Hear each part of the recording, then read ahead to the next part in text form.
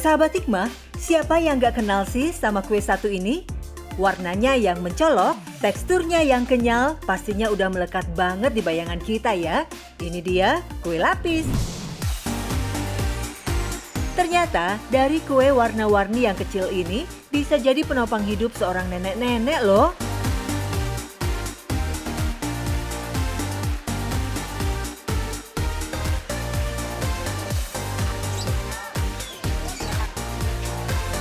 Inilah Muhada, seorang nenek dengan puluhan cucu.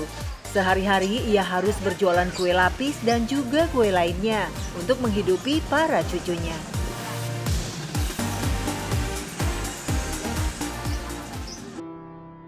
Saya berdagang itu terjun dagang karena udah terlalu sakit hati sama suami gitu ya. Kan suami tatar kawin 5 kali kawin. Jadi kita biarin deh dia diem sama yang muda, yang penting kita usaha gitu ya.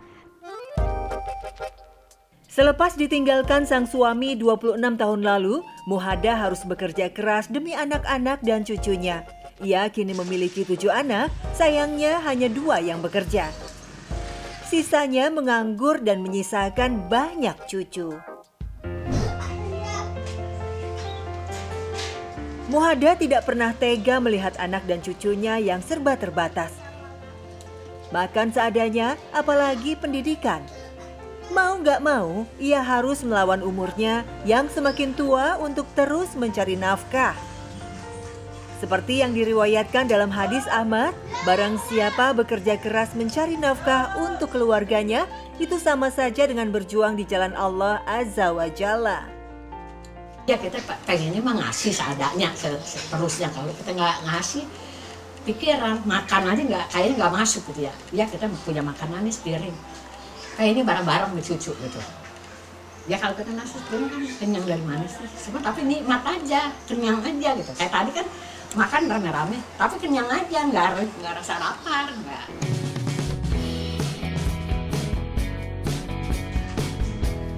Salah satu anak Muhada yang bekerja dan masih sering peduli padanya adalah Yanti.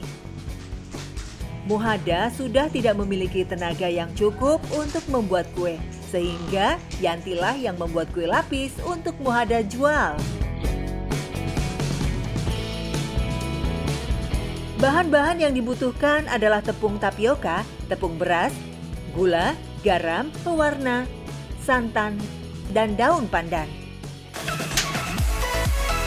Pertama, kita masak santannya terlebih dahulu. Tambahkan daun pandan, gula, dan garam. Kemudian aduk hingga merata. Setelah dirasa cukup, singkirkan daun pandannya. Masukkan semua tepung dan aduk ya. Setelah tercampur rata, kita saring. Adonan tadi kita bagi menjadi 3 wadah. Satu persatu diberi pewarna makanan yang sesuai warna yang kita inginkan. Siapkan alat kukus dan loyang ya. Baru deh kita masukkan adonan tadi dan kukus per satu warna untuk satu lapisan. Kukus selama 15 menit atau ketika dirasa sudah matang. Terakhir tinggal kita kemas. Potong-potong kue sesuai ukuran yang diinginkan. Lalu dikemas menggunakan plastik ya. Kue lapis berukuran kecil dijual Muhada seharga Rp2.500. Yang ukuran sedang seharga Rp8.000 dan ukuran besar seharga Rp12.000. Hanya emak kemarin juga udah sempat dagang benti ya, kenyataannya nggak ada yang pada bantu. Tuh. Jadi kan saya juga gimana ya, namanya anak ngelihat orang tua banyak urusannya, jadi juga panggil dah gitu, rasa sayangnya nggak bisa tidur, juga banyak pikiran orang tua. Diajak sini nggak mau dia. Udah mak ngikutin sini, nggak enak katanya sama laki lu gitu. Setiap paginya sebelum berangkat dagang, Muhada selalu mampir ke rumah Yanti untuk mengambil kue. Beruntung jarak antara rumah mereka yang tidak begitu jauh, Yanti tidak pernah mengambil keuntungan dari kue tersebut. Ia hanya meminta uang untuk modal saja. Keuntungannya diberikan untuk sang ibu tercinta dengan ikhlas. Tapi enggak, saya nggak punya pikiran begitu. Malah saya bilang, ya Allah mudah-mudahan besok lebih dari segitu. Saya pengen ngasih cucu makanan enak gitu. Nggak ada gitu apa. Ah, udah deh mulai sekarang gue nggak mau ikut, gue nggak ngasih makan lu, nggak masak ini, enggak. Setiap pagi Muhada menyiapkan gerobak dagangan dibantu anaknya. Selebihnya ia berdagang sendirian. Di gang kecil inilah ia mencari pundi-pundi rejeki, melawan rasa takut karena banyaknya kendaraan yang berlalu lalang. Belum lagi terik matahari yang dengan mudahnya menguras tenaga Muhada. Keuntungan yang didapat sehari-harinya hanya mencapai Rp35.000 saja. Ujian tidak sampai di situ saja. Terkadang ia pun sering ditipu oleh pembeli yang ada. Mereka membayar dagangan Muhada dengan uang palsu. Jika siang hari dagangannya belum habis terjual semua, ia merapikan gerobak dan melanjutkan dagang dengan berkeliling. Memang cara ini lebih berat untuk ia lakukan. Weh, ayo, Mbak. Meskipun Yanti seringkali menyuruh sang ibu untuk berhenti dagang, tapi ia tidak peduli. Kalau lagi dagang hujan-hujan, saya yang jadi sedihnya. Pakai jas hujan, payung, saya nganterin kue. Mak lagi hujan-hujanan, ngomong, ya minjem jas hujan. Memang saya lihat sendiri, hujan gede. Dorong-dorong gerobak, ngeluarin makanan, mindahin makanan. Itu yang saya sering sakit suka. Gimana gitu ya, keluar dagangan, hujan-hujanan, nggak laku. Udah dibawa lagi masuk ke dalam, tadi keluarin belum berhenti juga hujan. Situ dulu saya sering nggak enak ngeliat. Pulang dari berdagang, ia selalu menyisihkan sedikit uang untuk membeli lauk. Cucu-cucu yang sudah menyambutnya dengan ceria, ia beri uang jajan seadanya. Meskipun tidak seberapa, tapi hati Muhada sungguh senang melihat cucunya bisa tertawa gembira.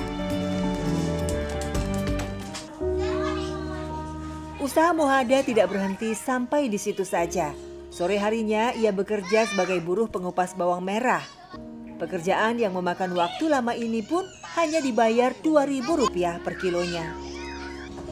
Dalam sehari ia hanya mampu mengupas 5 kilogram saja.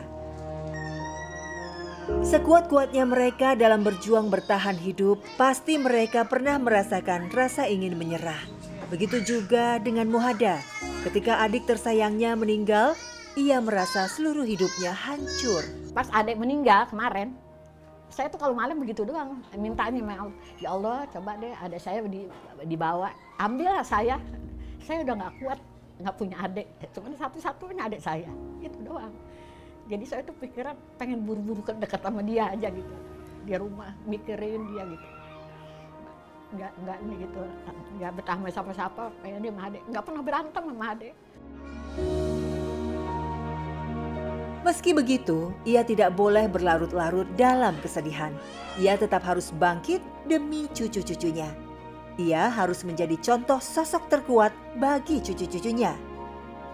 Selagi kita diberi umur panjang oleh Yang Maha Kuasa, maka kita harus memanfaatkan sisa waktu hidup sebaik-baiknya. Seperti firman Allah dalam surat Al-Insyirah ayat 6, sesungguhnya beserta kesulitan itu ada kemudahan.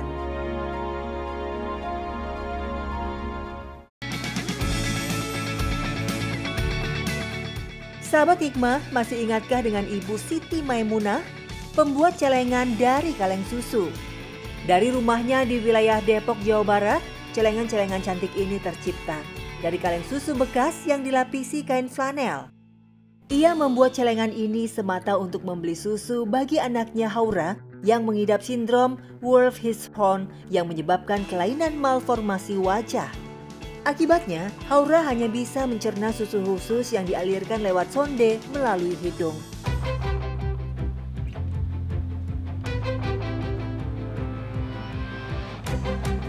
Alhamdulillah, lewat donasi yang diberikan pemirsa Hikmah yang baik hati, hari ini tim Hikmah dan Berbuat Baik mendatangi kediaman Ibu Siti Maimunah untuk memberikan donasi yang terkumpul. Dari donasi pemirsa Hikmah yang baik hati, sebagian dibelikan susu khusus untuk kebutuhan Haura, sedangkan sebagian lagi diberikan ke Ibu Maimunah sebagai modal untuk berdagang dan membuat kue. Nanti itu rencananya mau bikin cooker. Itu kue kering biasa lebaran, kue lebaran.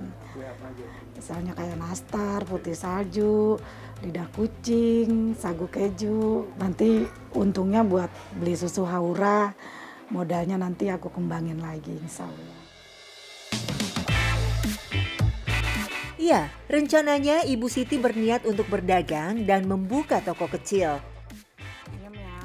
Bantuan para donatur sangat berarti bagi Ibu Maimunah dan Haura. Di usia 8 tahun, ia menyimpan berbagai harapan dan cita-cita yang ingin dicapai. Jadi laptop, nolongin